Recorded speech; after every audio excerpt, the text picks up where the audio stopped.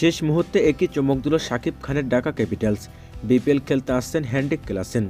দর্শক, এরই মাঝে শুরু হয়ে গেছে বাংলাদেশ প্রিমিয়ার লিগ বিপিএল, যেখানে অংশ নিয়েছেন 7টি ফ্র্যাঞ্চাইজি দল। নতুন ফ্র্যাঞ্চাইজি ঢাকা ক্যাপিটালসের মালিক শাকিব খান একের পর এক চমক দিয়ে যাচ্ছেন। এরই মাঝে তারা দলে ভিড়িয়েছে ইংল্যান্ডের বিশ্বকাপ জয়ী তারকা জেসন রয়কে। এছাড়াও তাদের দলে আছে ওয়েস্ট ইন্ডিজ তারকা জনসন চার্লস, লঙ্কান তারকা অলরাউন্ডার তিসারা পেরেরা, পাকিস্তানের তরুণ ওপেনার সাইম আইয়ুব।